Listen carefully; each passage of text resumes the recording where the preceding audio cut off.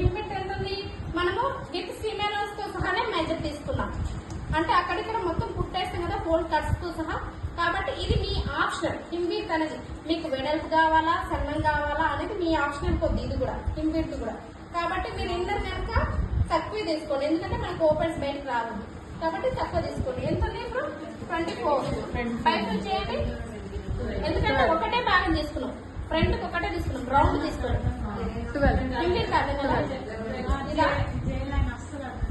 ఇదా మీకు వేస్ట్ ఒక నడుము కొంత ఉంది చూడండి, నడుము కొంత వేస్ట్ 34 ని బై 4 చేసాం.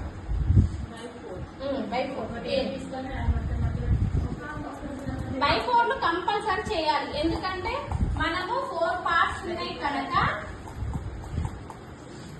చెప్పాం కదా. ఇది మర్చిపోవద్దు, ఇది మన ఫ్రంట్ బ్యాక్ ఉంది. మనం ఏం చేస్తున్నాం? ఈ ఒక్క మార్కింగ్ చేస్తున్నాము. ఈ ఒక్క మార్కింగ్ ఒకసారి వినమ్మా, ఈ ఒక్కటే మనం ఏం చేస్తున్నాం? ఈ ఒక్కటే ఫోల్డ్ చేస్తున్నాము. అంటే మనకి ఫ్రంట్ బ్యాక్ ఉంది, అంటే ఫ్రంట్ కి 2 రైట్ లెఫ్ట్, బ్యాక్ కి రైట్ లెఫ్ట్, మొత్తం 4 పార్ట్స్. మనం చేసేది ఈ 2 పార్ట్లు దీని మీద పెట్టేస్తున్నాం. ఎందుకు ఒకటే మనం ఓపెన్ చేసి చేయొచ్చు అంటే ఈడకు ఒక షేప్ వస్తుంది, ఈడకు ఒక షేప్. ఓపెన్ చేసి కట్ చేస్తే మనం సేమ్ జుబ్బా ఎట్లా ఫోల్డ్ చేస్తాం ఇది కూడా అట్లనే ఫోల్డ్ చేయాలి. ఇది దీని మీద పెడతాం, ఎందుకంటే ఒకే విధంగా 2 సైడ్స్ ఈక్వల్ గా రావాలంటే ఆన్ ఫోల్డ్ మీద మార్క్ చేయాలి. ఓపెన్ చేసి మార్క్ చేసుకోవద్దు. ఆన్ ఫోల్డ్ మీద వేస్తామంటే బ్యాక్ సైడ్ మొత్తం ఒక సైడ్ ఉన్నాయంటే రైట్, మనకు ఇప్పుడు ఒక రైట్ సైడ్ ఉన్నాయి, బ్యాక్ ని ఫ్రంట్ ని లెఫ్ట్ సైడ్ దాన్ని వేస్తున్నాం. కాబట్టి 4 ఫోల్డ్స్ ఉన్నాయి. ఇప్పుడు చెస్ట్ అంటే చుట్టూ తీసుకున్నాం, బ్యాక్ అంటే ఫ్రంట్ కి 2 పార్ట్స్ ఉన్నాయి, మొత్తం ఏదంతా 36 అనుకున్నాం. ఈ 36 లో ఇక్కడ ఉంటుంది, ఇక్కడ ఉంటుంది, మొత్తం వెనక. కాబట్టి 4 పార్ట్స్ ని డివైడ్ చేస్తున్నాం. వేస్ట్ కూడా చుట్టూ తీసుకుంటున్నాం కనుక 4 పార్ట్స్.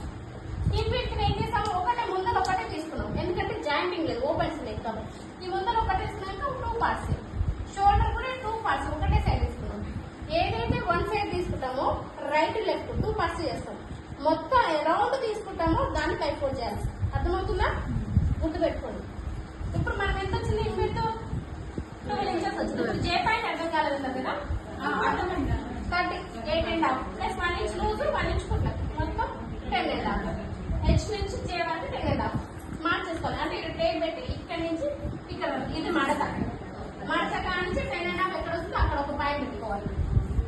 మాట్లాడద్దు ప్లీజ్ క్లాస్ చెప్పేటప్పుడు. తర్వాత మీకు టైం ఇస్తాను, చెప్పండి డౌట్స్ కానీ ఏదైనా సార్ తర్వాత మాట్లాడదు.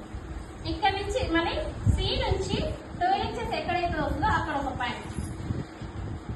అంటే కొలవాలి మీరు టేప్ తోని 12 ఇంచెస్ ఎక్కడికి వస్తుందో అక్కడ ఒక పాయింట్. ఇలా ఇప్పుడు ఏంటి 1 2 3 ఈ 3 పాయింట్స్ ని మనం హిప్కర్ స్కేల్ తో లైన్ చేసుకోవాలి. హిప్కర్ అంటే కర్వ్ షేప్ ఉంటుంది కదా, ఇలా ఇలా మన షేప్ పర్టికులర్ గా వచ్చేస్తుంది.